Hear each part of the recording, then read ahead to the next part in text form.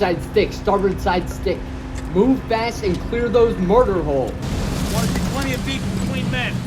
5 men is a juicy opportunity. 1 man's a waste of ammo. Keep the sand out of your weapons. Keep those actions clear.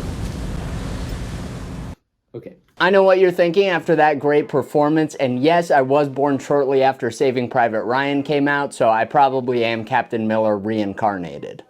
That's how that works, right? When Saving Private Ryan was released, it forever changed the war movie genre. Its gritty realism and accurate portrayals of combat shocked audiences and gave many a newfound appreciation for what soldiers really had to go through during the Second World War. Whether or not you realized it while watching the film, the costumes play a major role in telling the story and highlighting important aspects of the real battles that inspired the film. From start to finish, Saving Private Ryan is packed full of World War II uniform details, some of which you may have heard of before, and some I can almost guarantee you haven't. Today, we'll be breaking down these little historical Easter eggs hidden throughout the film, from the iconic looking uniforms of the US Army Rangers, to the unique invasion equipment used on Omaha Beach, and even the real-life sock explosives that inspired the ones used in the film's cinematic final battle sequence. We're leaving no stone unturned and digging into some of the details that have somehow still managed to fly under the radar in one of Hollywood's most iconic war films. Let's just get right to it and start taking a look at some of the uniforms we see on screen during this film,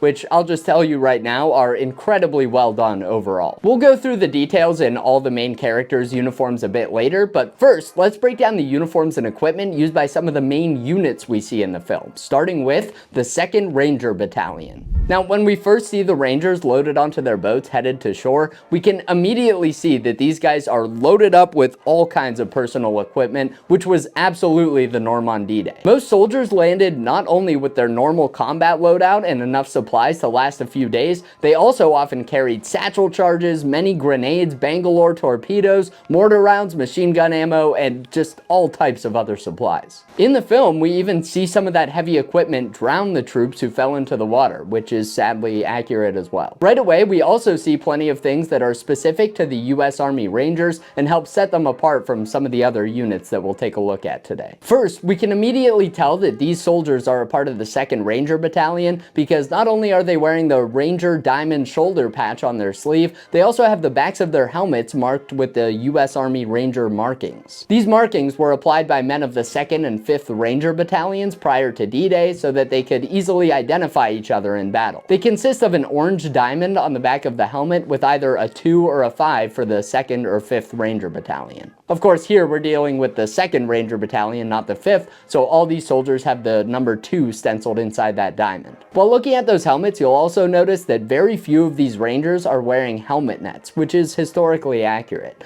While plenty of other units made extensive use of camouflage helmet netting and even burlap scrim camouflage on their helmets, it's pretty uncommon to see Rangers making use of helmet nets on D-Day, although they do pop up here and there in original D-Day photos. We'll talk more about the other gear these Rangers are wearing as well, but one thing I want to point out first are the wire cutters that many of these Rangers are wearing on their equipment. Leading up to D-Day, Command thought that wire cutters would be a very important tool for the men hitting the beaches so they could cut through German barbed wire. This wasn't unique to the Rangers, plenty of wire cutters were issued out in other divisions as well, but within the Rangers they were especially common. Some estimate that nearly half of all US Army Rangers were carrying wire cutters on D-Day. I also appreciate that they showed the Rangers here wearing the typical service shoes with leggings, and that's very accurate for D-Day. It's true that before the D-Day invasion, many Rangers were issued paratrooper boots, but for one reason or another, very few of them actually wore them for the initial invasion. Many of those guys wanted to save the cool looking paratrooper boots for their dress uniforms,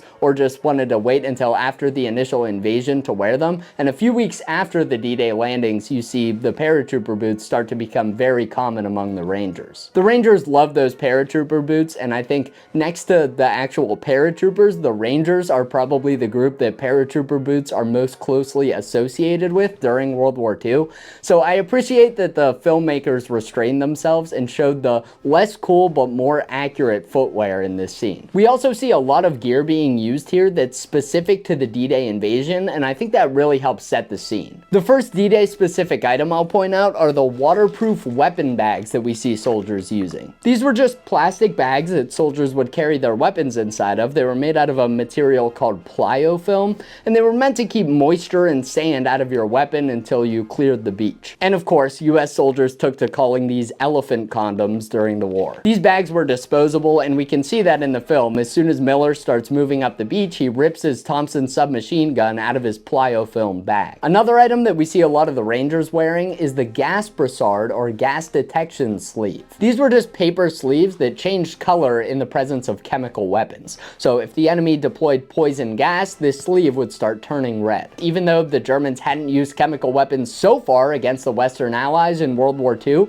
there was real concern that they might deploy it out of desperation to hold off this Allied attack. People often forget that many poison gases hardly have any odor or color, and especially on a battlefield filled with smoke, you might not notice there's gas in the air until it's nearly too late. This sleeve was meant to indicate that soldiers should start putting their gas masks on, but realistically, it took a while to change color, and you'd probably be in pretty bad shape by the time you noticed your sleeve had turned red. The guy who finds your body, though, he would know that he should put his gas mask on. Another item we see a lot in this opening scene that I'm wearing as well is the waterproof assault gas mask bag. This was just a special gas mask bag that was waterproof and intended to be used during amphibious operations like D-Day. This bag was designed to be worn in a few different ways. You could wear it kind of on the side of your body, you could attach it to your leg, or you could strap it to your chest, which is what I'm doing now and what we see most of the Rangers doing in the film. This is quite accurate for how the Rangers wore these gas mask bags. Typically in original photos, you see it being worn right on the chest here, so it's easily accessible. Some other divisions, like the 4th Infantry Division, put out orders prior to D-Day saying that the mask had to be worn in a manner so that it wouldn't obstruct the aiming of your rifle, and that often meant that those soldiers wore it on their back instead, or maybe strapped it to their leg like we discussed. But in the Rangers, no such order was issued, and most of them wore it on their chest. In the film, we can see the soldiers ditch these gas mask bags pretty much as soon as they hit the beach,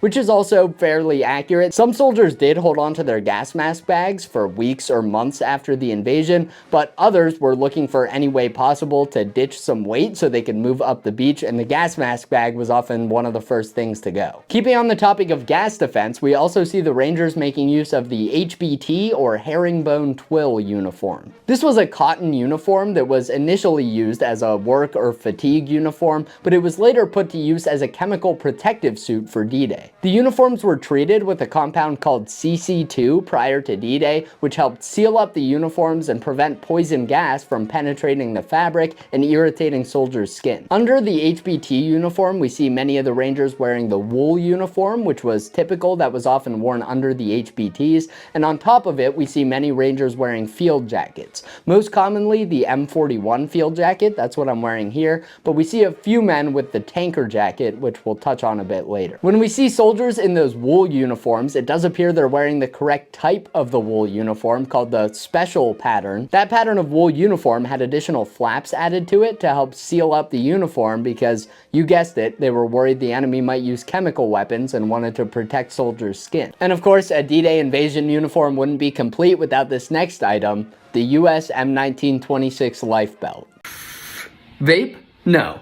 US M1926 life belt. I'm wearing mine right here. It might be tough to see under all my other equipment. This was a flotation belt worn by soldiers during the invasion. It could be inflated either by blowing into tubes attached to the belt or by squeezing a portion of the belt that would puncture CO2 cartridges, which would almost instantly inflate the belt with gas. I really appreciate just how many of these we see. Not only is almost every single person wearing one of these while landing on the beach, most pieces of equipment have them attached as well, which is very accurate. On D-Day, most important pieces of equipment had inflated life belts attached to them, sometimes more than one. That way, if the equipment fell into the water or if the landing craft was hit and sank or something like that, the equipment could float to shore and still be put to use. These life belts are also kind of an infamous piece of gear because it's said that they killed many US soldiers. The life belt was meant to be worn high up on your chest underneath your armpits, but either because they weren't instructed how to wear them properly or because they couldn't get it positioned right with all of their other gear on,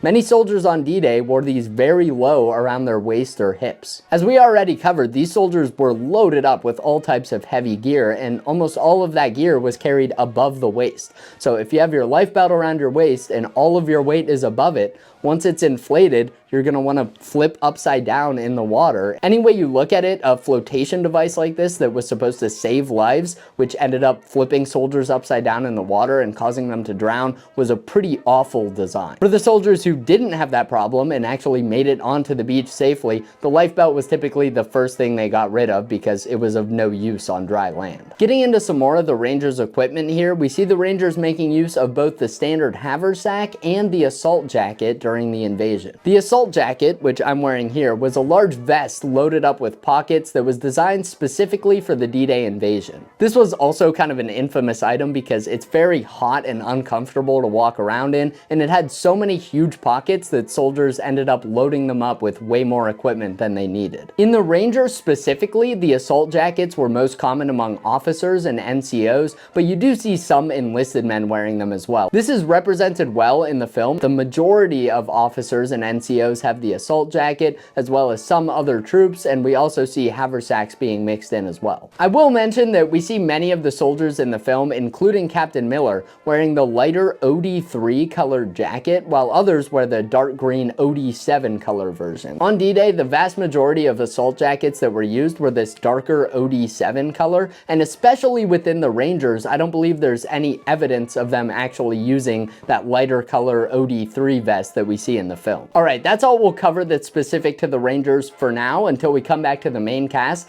but before we move on, I'll just mention that there are plenty of very minor inaccuracies in the uniforms and equipment throughout the film, but we're here today to focus on the accurate details included in Saving Private Ryan, not every tiny little misstep that they made along the way. I will mention a few relevant inaccuracies as we go, like I just did with those assault jackets, but don't expect to see every minor, tiny, incorrect detail listed in this video. It's just not our focus today, and most of those mistakes are so small that they aren't even worth our time anyway. Okay, with that disclaimer out of the way, let's move on to talking about the next unit that we'll cover today, the 29th Infantry Division. Like with the Rangers, we can immediately tell who we're dealing with here because the 29th soldiers are all wearing the 29th shoulder patch, and they have the insignia painted on the front of their helmet as well. We do see a few more helmet nets here, which were a bit more common in the 29th Infantry than they were in the Rangers. Unlike the Rangers, soldiers in the 29th were typically not equipped with that herringbone twill uniform we talked about, so most of these soldiers are wearing the standard wool uniform with the M41 field jacket. Again, here we see a nice mix of equipment on these soldiers. Some troops are making use of the typical haversack, some of those men are wearing the D-Day assault jacket, and we even see some troops with no gear at all. Those men with no equipment likely ditched their heavy gear either in the sea or on the beach because it was weighing them down, which is totally accurate. I will point out one interesting detail that we see on some of the soldiers here wearing the haversack.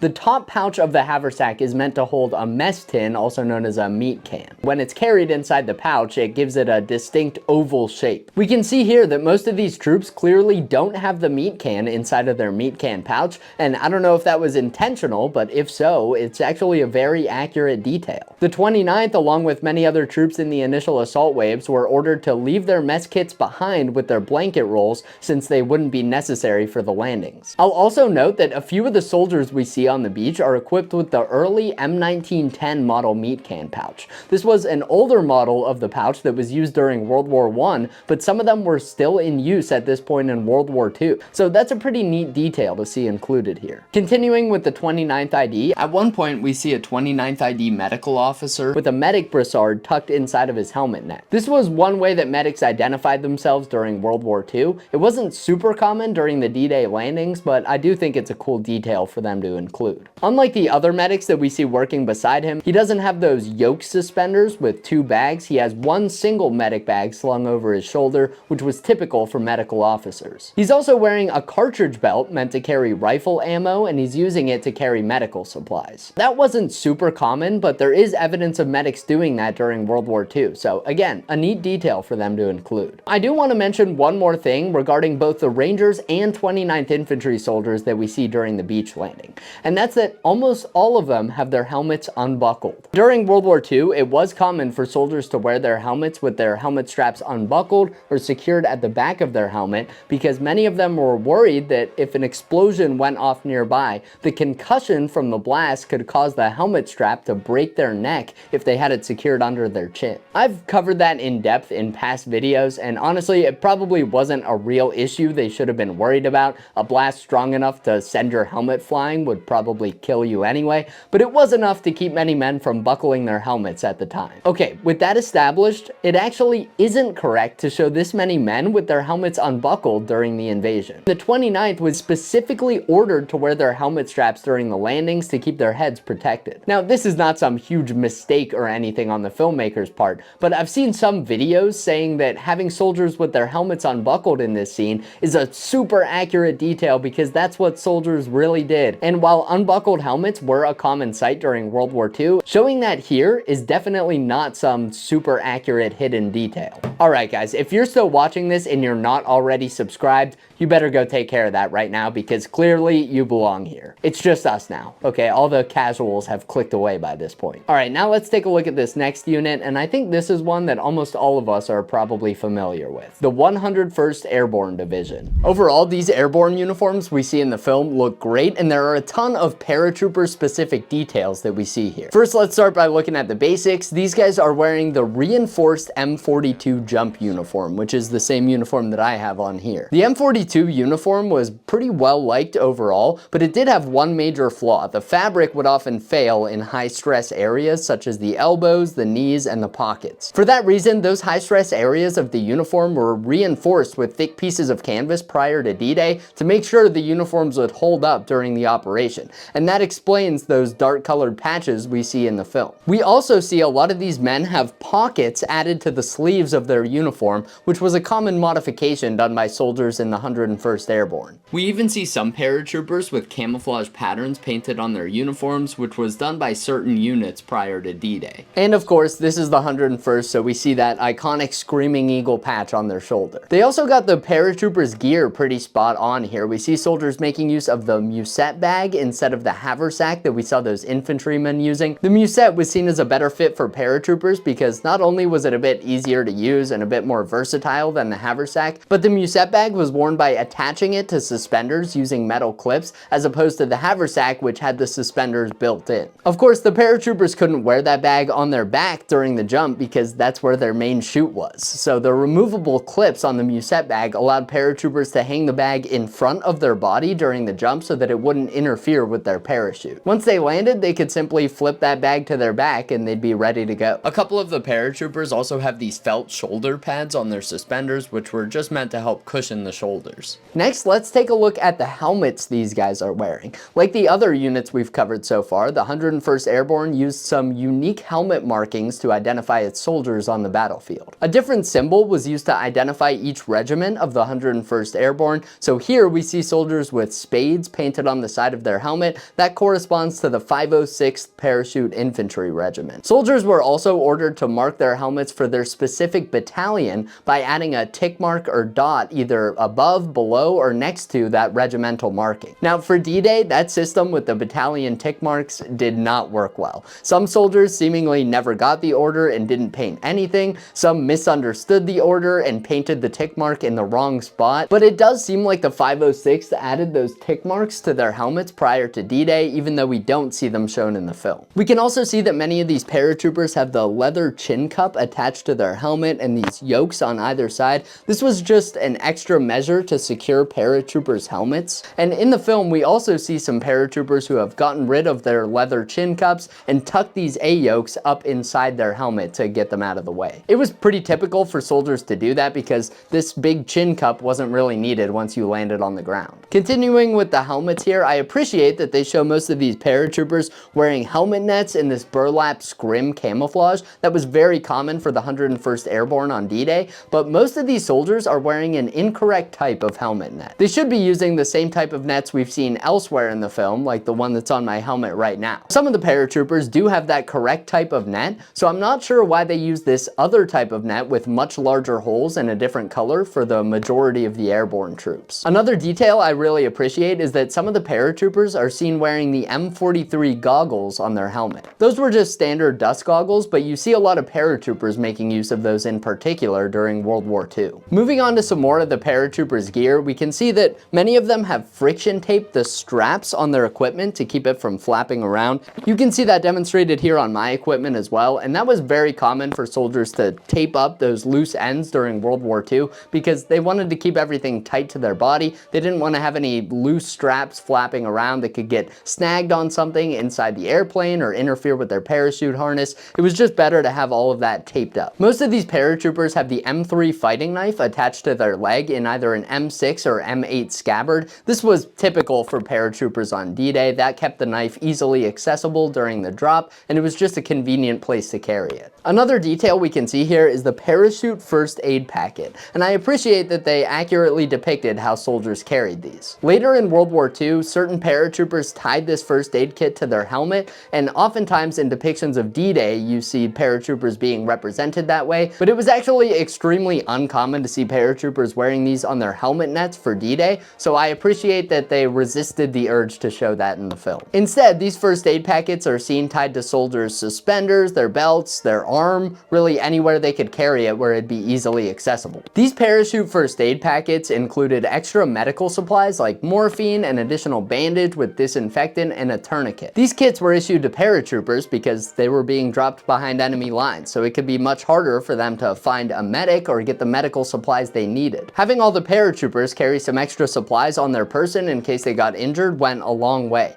And these kits were actually issued to the first assault waves on D-Day because they figured the same thing, that in the initial hours of the invasion, medics would be in short supply and there might be high casualties, so men might need additional first aid supplies on the beach. So we really should have seen the Rangers and 29th guys carrying these first aid kits as well. To carry their ammo, the paratroopers here are making use of rigger-made ammunition pouches, which were unique to paratroopers. These were custom designed to help paratroopers carry additional ammo and grenades, and we see a variety of these pouches being used here, including the custom pouches made for M1 Thompson magazines. Some of these paratroopers are also still seen carrying their letdown ropes. These were long ropes that were coiled up and carried by paratroopers during the jump. That way, in case they got stuck in a tree or something like that, they could use the rope to let themselves down. At one point, you can also spot a paratrooper using a World War II era TL-122 flashlight. A few of these paratroopers are also making use of the folding stock M1A1 carbine.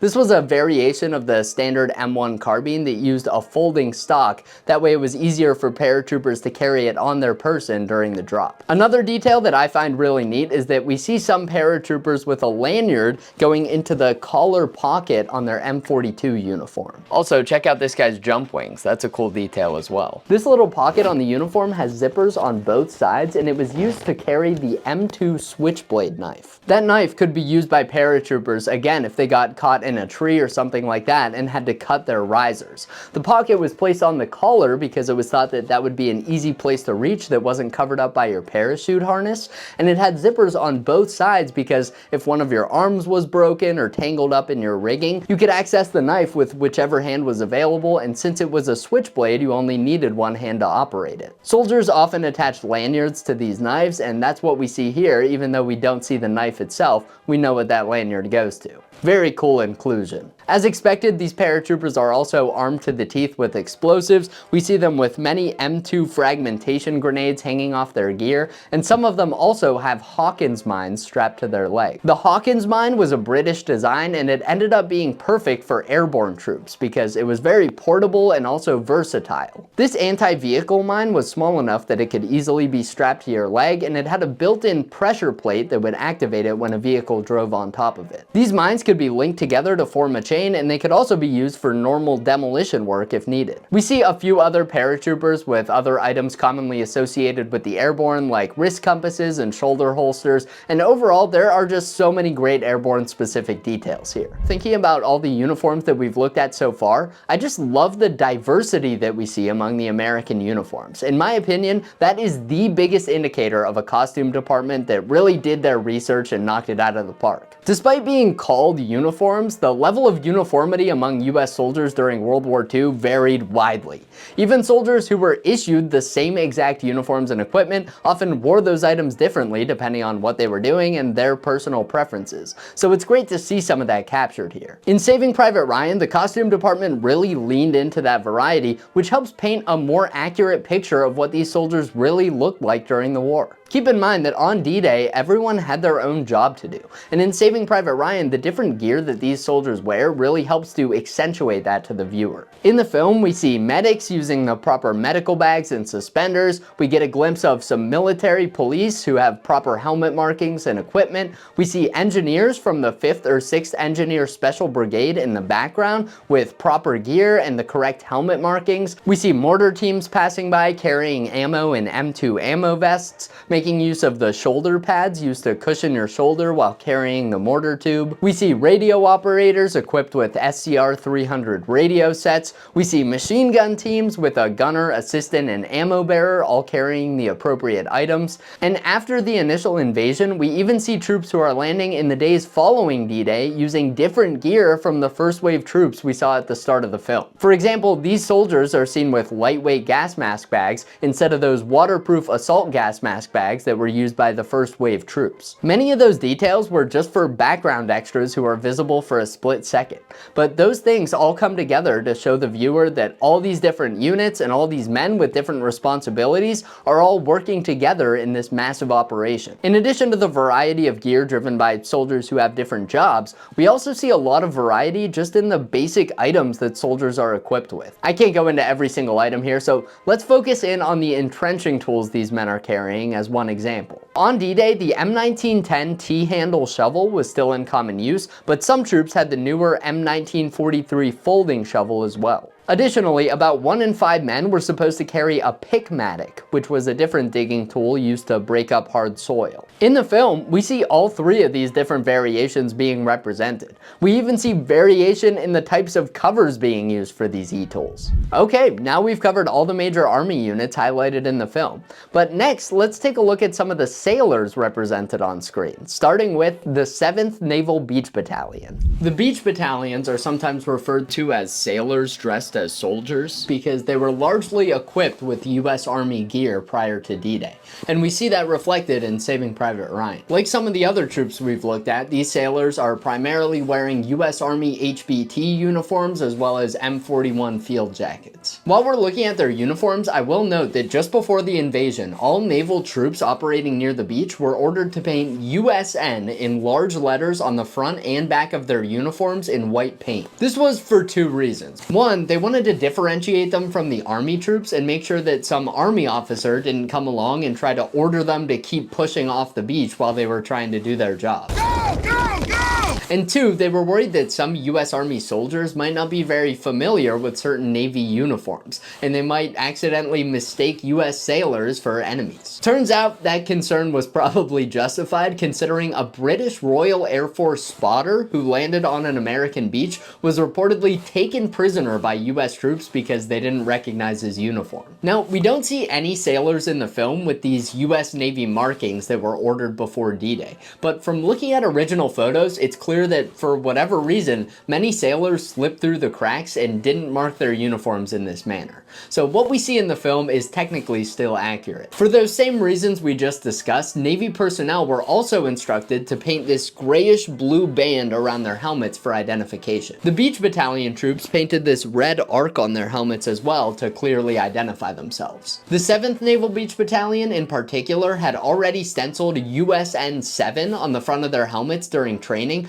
so that meant they ended up with some pretty unique looking helmets by the time all those different markings were applied. In my opinion, the Beach Battalion helmet markings shown in the film are pretty much perfect. I mean, if anything, maybe they're too perfect since the actual helmets were often painted by hand and sometimes had slight imperfections. I've seen a few of my fellow helmet nerds online point out that since this blue band was added to those helmets a good bit after the USN 7 markings were painted on during training, that band should actually cover up most of the number 7 since the markings would overlap there. Now this is something you see on some original helmets, but that is not a mistake in the film. As you can see here, not every sailor painted that USN 7 marking in the exact same spot on their helmets. So on some helmets, maybe those markings overlapped, but on some of them they didn't. There are plenty of original Normandy photos where you can clearly see that number 7 isn't being covered up by the blue band. If you're wondering why my helmet doesn't have that USN 7 painted on it, that's because this one is marked for the 6th Naval Beach Battalion,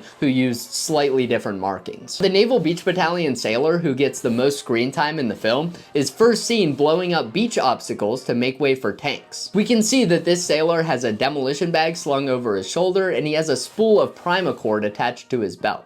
He's also seen pulling a blasting cap out of his helmet line. All of those details would be very accurate for a Navy demolition man, but they're not super accurate for the 7th Naval Beach Battalion. It's true that clearing beach obstacles was one of the beach battalion's responsibilities, but they were mostly clearing them away using bulldozers and such. The men in the beach battalions had been trained on demolitions, but the Navy had specialized demolition teams on the beaches to demolish the beach obstacles. These teams were called Navy Combat Demolition Units, and they were responsible for making gaps through the beach obstacles in the early waves of the invasion.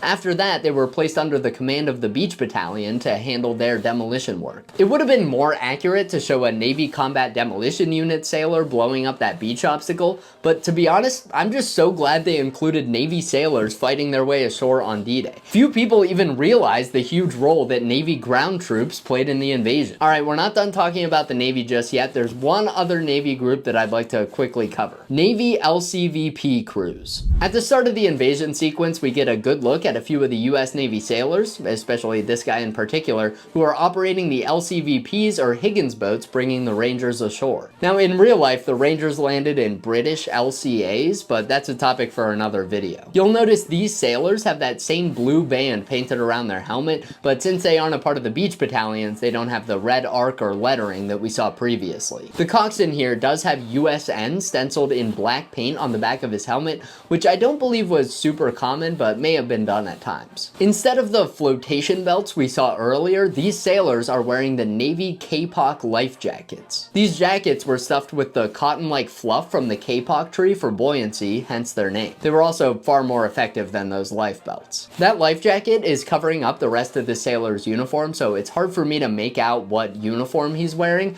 It looks like he may be in a Navy N4 jacket, which would be inaccurate since they didn't start making those until after D-Day, but I really can't see the details well enough to say for sure. Alright, now that we gave those sailors the spotlight they deserve, let's move on to covering the main cast. Now, the last breakdown video like this that I made covered the movie Fury, and I talked a lot in that video about how the tank crew's uniforms gave each character a distinctive look that also revealed a lot about them. Their costume department had a lot of flexibility to work with because the specific regiments being depicted were somewhat ambiguous, the film was set towards the end of World War II, and many of the characters were supposed to look like they had been in action for a long time before we ever met them. That meant they could have tons of looted items, custom modified uniforms, a mixture of gear from both early and late in World War II, and overall there was just a lot more space to play around inside of while remaining historically accurate. In Saving Private Ryan though, there really wasn't that same level of flexibility because we know the exact regiments being depicted here, and those units were freshly equipped with gear leading up to D-Day. Unlike the characters in Fury, the men in Saving Private Ryan haven't been collecting war trophies and customizing their loadouts for years before we ever meet them. Even with these tighter restrictions, the team behind Saving Private Ryan found ways to add personality to each character's uniform while generally remaining historically accurate. So let's have a look, starting with Technician 4th Grade Erwin Wade. Wade is the group's medic, of course, so he has plenty of interesting details in his uniform that help set him apart from the others. We can see that not only is he wearing the Red Cross armband to identify himself as the medic,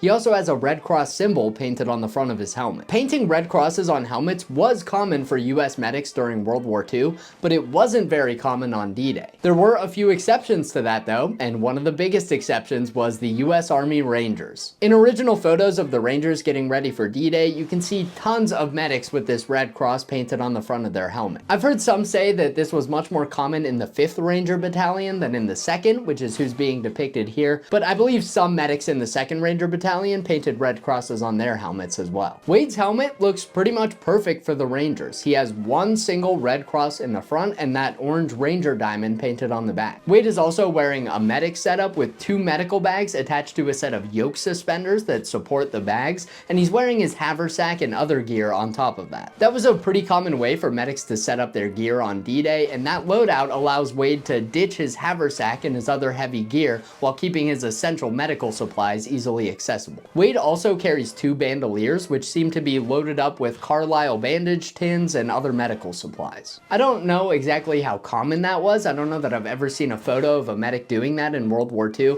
but it would make sense and it's a neat detail. Wade also carries 2 canteens, which was more common among medics so they could have some additional water to give their patients. And like most US medics in the European theater during World War II, he's completely unarmed. There were some exceptions to that, but that was the norm for US medics in Europe, especially on D-Day, and so many movies get that wrong. As I mentioned, Wade is a technician 4th grade. Technician ranks were used by the US Army during World War II so they could pay soldiers with special skills more money without actually promoting them to give them more authority. This would make sense for a medic like Wade. The Army wanted to reward soldiers like that for their medical skills, but didn't necessarily need to promote them out of that role. Of course, that rank was done away with, and technician is no longer a rank in the US Army. Alright, let's move along and take a look at the uniform worn by Technical Sergeant Michael Horvath. Okay, we already have another US Army rank from World War II that doesn't exist anymore. Because Horvath is a technical sergeant, that makes him a non-commissioned officer, so he has some unique uniform details because of that. First, we can see the horizontal stripe painted on the back of his helmet.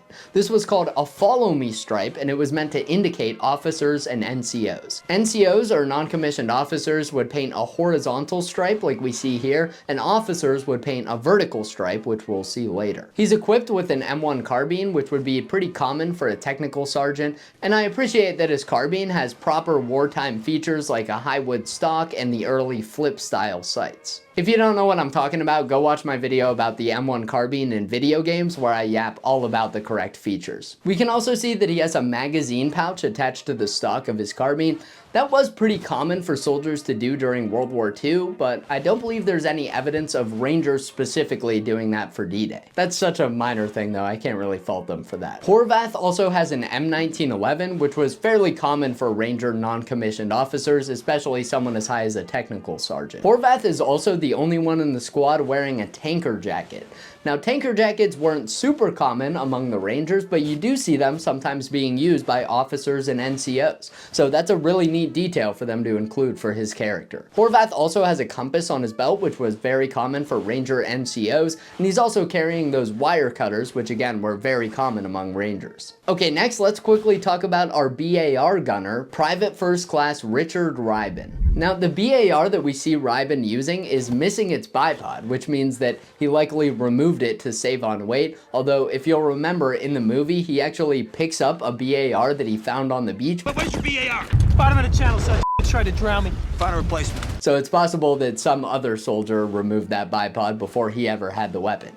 Either way, it's a neat detail. I will note that if you look at the table of organization and equipment for Rangers around this time, there was no BAR on it. On paper, the Rangers weren't supposed to have any Browning automatic rifles. From looking at original footage though, it's clear that the Rangers absolutely did use Browning automatic rifles on D-Day, and it's thought that they might have swapped out some of their light machine guns for automatic rifles. Ribin's uniform is fairly standard otherwise and follows a lot of what we covered for the typical Ranger uniforms, but I will note that he has Brooklyn, New York, USA painted on the back of his M41 jacket. Customizing the back of your jacket like this during World War II was not very common for infantrymen, but you do see it happen from time to time, and honestly, I think it's a cool little detail that helps set his character apart. Next, we'll look at the character who inspired the uniform I'm wearing right now, Private Daniel Jackson. Out of all the characters, I think Jackson might have the most unique loadout, but he might also have the most inaccuracies as well. We often see Jackson wearing the full HBT uniform with his top tucked into his pants, which was a common way for soldiers to wear it during the war. Throughout the film, we see Jackson with this cool looking hunting style knife. A lot of soldiers during World War II carried some type of non-regulation knives.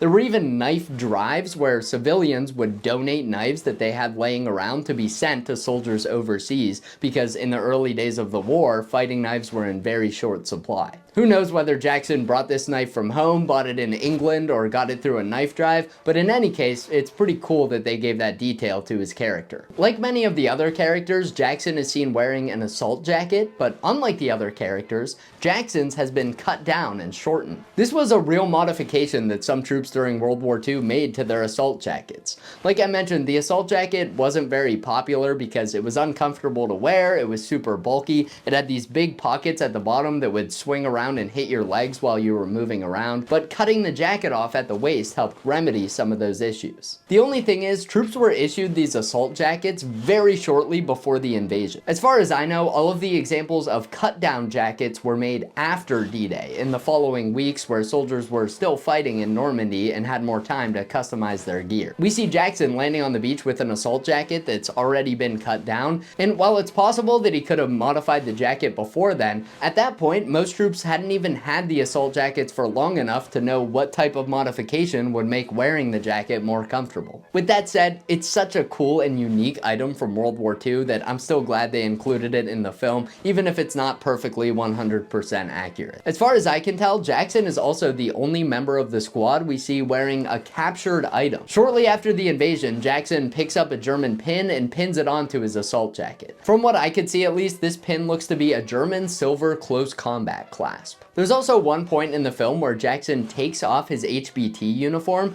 and we can see him wearing a t-shirt underneath his uniform. I don't know what this is exactly, but it's not a t-shirt that would have been used by a US soldier during World War II. Throughout the film, you can see that most of the soldiers have some type of green shirt on underneath their uniform, and I think those shirts are meant to represent the long sleeve wool undershirts that were very common for US troops on D-Day. If I had to guess, I'd say they probably found a short sleeve shirt that looked similar to that long sleeve World War II shirt and figured they'd just use that instead, since for the most part all you see of it is the collar right here. I'm guessing that Jackson's shirt was supposed to represent that as well, but then in one scene when he takes his uniform off, we can see that it actually has short sleeves and doesn't look like the winter undershirt. Now, of course, Jackson is the sniper, and we can't talk about him without talking about his rifle as well. He's seen using an M1903A4 rifle. Now, during World War II, there was no Army sniper program. Scoped rifles were typically allotted at the platoon level and then just assigned at the discretion of the command, often to whichever soldier had the best marksmanship scores. Now, for a lot of the film, Jackson's rifle looks perfectly accurate, but there are times where he switches out the scope on his rifle for an 8-power Unerdal scope.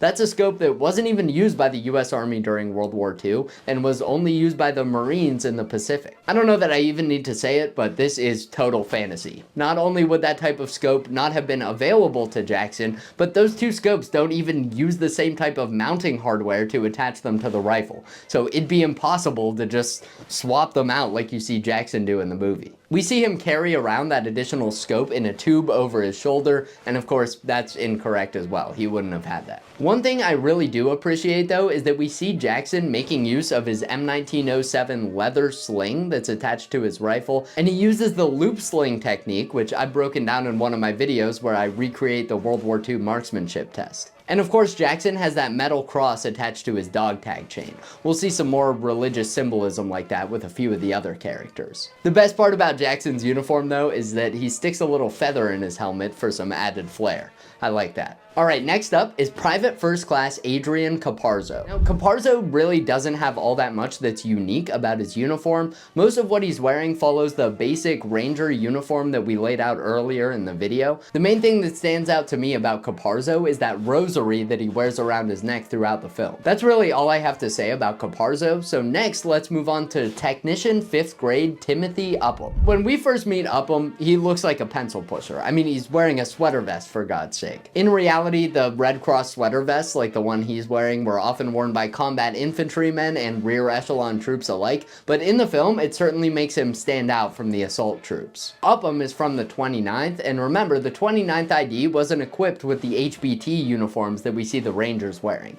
so he has a wool uniform and no HBTs. Like Wade, Upham also holds a technician rank. He says he makes maps and translates for his job, so that would absolutely make sense in his role. Like I described, the idea behind technician ranks was to pay soldiers more without giving them more authority, but that wasn't always how it played out in practice. Soldiers who held technician ranks were often just addressed as the standard equivalent rank for whatever their technician rank was. So in the film, we see Miller address Upham as corporal, which makes sense since he's a technician 5th grade. Take your time, Corporal. You'll also notice that Upham has that horizontal follow me stripe on his helmet, which was used to designate non-commissioned officers. Technically, soldiers with technician ranks weren't considered non-commissioned officers because that rank wasn't supposed to give them any additional authority. In reality though, during World War II, you did see some soldiers with technician ranks painting those follow me stripes on their helmets and being treated just like they were NCOs. In my opinion, this really lines up with Upham's character. He's painted as kind of a wannabe throughout the film. Like at one point he's telling the rest of the squad about how he's writing this book about the brotherhood that you build as a soldier at war, and they all laugh at him because he hasn't really experienced that. What do you know about brotherhood? Get a load of this guy, fish. I think it makes sense for his character to want to be an NCO and paint that follow me stripe on his helmet, even if he wasn't technically authorized to. Keep in mind that Wade is technically a higher technician rank than Upham, but Wade didn't paint that stripe on his helmet. That's one of my favorite details. I really hope that was intentional. We also know that Upham wasn't in the initial wave, so he doesn't have a lot of the special gear we covered like assault jackets or wire cutters. Once Upham joins the crew and comes along for this mission, he's given 2 general purpose bags to haul some additional supplies for the group. Those bags were very commonly used on D-Day and throughout World War II. If you look closely, you can also see that Upham has the British-made variant of the first aid pouch on his belt. British contract items were slightly less common, but you see a lot of them being used on D-Day, and some other members of the squad have British-made items as well. Next up, we'll take a look at Private Stanley Mellish. Mellish has a few small details about his uniform that set him apart. I really like that we see him wearing the Jeep cap in the film. I think he's the only one in the group that we see using that item. Similar to Jackson's cross on his dog tags, Mellish has a Star of David attached to his dog tag chain, along with his gold wedding ring. It's interesting to note that he's wearing the linked type of dog tag chain. Those were the issued type of chain throughout most of World War II. Most other characters throughout the movie are seen wearing the type of dog tag chain that's made up of little balls. Those were the private purchase style of dog tag chain that later became standard issue. And when we get a close-up of his dog tags, we can also see that he's wrapped a rubber band around them to keep them from jingling. Finally, I like that we see Mellish attaching M1 Garand end block clips to the sling of his rifle for easy access. That was a very common method used by GIs during World War II. It let them carry a few extra clips of ammunition for their rifle while keeping them easily accessible. Alright, next up, let's talk about this movie's namesake, Private First Class James Francis Ryan. I guess they really should have called the movie Saving Private First Class Ryan. For the most part, Ryan's uniform is fairly consistent with the other airborne troops that we looked at. If you look closely, you'll see the Private First Class stripes on his sleeve are actually painted on his uniform. They aren't patches sewn on. This was sometimes done by paratroopers, and it's a neat little detail. Ryan also wears the correct style of helmet net, not that net with larger holes that we saw the other paratroopers wearing. As far as his web gear, again, we can see he has a pretty standard loadout here. He's traveling light though and doesn't have his musette bag attached. He's just wearing his web belt with suspenders, and we can see he's using 2 different types of rigger made ammo pouches. He's got some smaller ones up front and then some medium pouches in the back. Alright, that's all for Private First Class Ryan, so now let's move on to our main course here, Captain John Miller. I think the first thing that stands out about Miller's uniform are the captain bars painted on his helmet. I can't tell you how many people I've seen saying, oh, an officer would never make himself stand out like that. They would never really paint that on their helmet. Well, sorry to burst your bubble, but nearly all officers in the US Army Rangers painted their rank on their helmet in this way prior to D-Day. He also has that vertical stripe on the back of his helmet. Again, that's called a follow me stripe, and his is vertical because he's an officer. Miller has this stripe painted behind that orange Ranger diamond, and in original photos you actually see it both ways. Sometimes you see the stripe behind the diamond and sometimes you see the stripe in front of it. It just depends on the order in which they painted those symbols on their helmets. Of course, Miller is wearing that assault jacket, which is very appropriate since that was issued to most Ranger officers. I think there's a neat little detail with his assault jacket that most people probably didn't pick up on. The assault jacket was designed with these little quick release straps on either shoulder. Those little straps were meant to hold equipment straps that you were putting over your shoulder in place. For example, if you slung your rifle over your shoulder, you could close that little strap around your rifle sling, and that would keep your sling from sliding off while you were climbing into your landing craft or running onto the beach. When Captain Miller is on the boat, we can see him making use of those straps to hold his other gear in place, but later in the film we see those straps dangling because he's pulled the little quick release tabs on those straps so he can remove that other equipment. My favorite detail on Miller's uniform though is his gas brassard. Keep in mind those gas detection sleeves were made of painted paper and they weren't very durable. When we first see Miller on the boat, he has an intact gas detection sleeve, but by the time we see him on the beach, the sleeve is ripped up and damaged. That sleeve just continues to deteriorate throughout the landing sequence, and by the end of it, he has nothing but the little cloth loop from the top of the sleeve attached to his shoulder epaulette. Miller's gradually deteriorating sleeve is just such a great detail. Captain Miller uses his M1A1 Thompson submachine gun, and that was a standard weapon for Ranger officers like Miller. He also has an M1911 pistol on his hip, which was pretty common for Ranger officers, and he even has his M3 fighting knife in the scabbard tucked behind his pistol holster, which is how some real Ranger officers set up their equipment in Normandy. I love that they included that little detail in the film. Miller also has plenty of other items that were typical for officers. We see him carrying a map case that was standard for Ranger officers on D-Day. He also has a compass pouch, and we see him carrying binoculars in his assault jacket, both of which we see him take out and use throughout the film. And Miller also has a wristwatch, which would have been standard issue for an officer. A few of the other men in the group had watches as well, but I didn't call out every single watch in this video. Okay, that about does it for Captain Miller's uniform, but there is one final detail I'll cover before we wrap up here that I just couldn't fit in anywhere else. And it's the surprising real-life inspiration for the famous, or maybe infamous, improvised sticky bombs used in the final battle sequence. In the film, Miller suggests filling socks with explosives, then covering them in axle grease so they can be stuck to the side of an enemy tank. He says he learned that from an Army field manual, but that's just something they made up for the film. There's no real World War II field manual that describes how to make this type of sticky bomb. It's in the field manual. You can check it out if you want to. Even though that particular type of explosive wasn't used during the war, it seems to be a combination of two very real World War II inventions. The first is pretty obvious. It's the sticky bomb. Unlike what we see in the film, real sticky bombs were factory made and they were actually a British invention. They kind of sucked, honestly. You had to peel a cover off of the bomb to reveal a sticky surface, and then you still typically had to place them by hand on the target to get them to stick. You also had to be very careful not to get the sticky bomb stuck to your sleeve or something, because as you can imagine, that could go poorly. Needless to say, those did not see much use. The other inspiration for this moment in the film was likely a device commonly used on D-Day by a group that we've already mentioned once today, the Navy Combat Demolition Units. They use custom-made explosive devices called Hagson packs to clear obstacles from the beach. These were made from a 1-foot-long tube of canvas filled with a 2¼ pound C2 explosive charge. They had a hook on one end and a loop on the other that allowed them to quickly be secured around a beach obstacle before being detonated. Leading up to the invasion, the demo teams weren't able to secure enough of those Hagson packs, so they actually made some of their own by using socks in place of the canvas tubes. They simply filled these socks with explosives and attached a piece of metal wire to the end so they could easily tie the improvised charges to the beach obstacles. I have to imagine these real-life sock explosives used on D-Day were a major inspiration for the ones we see in Saving Private Ryan. Oh.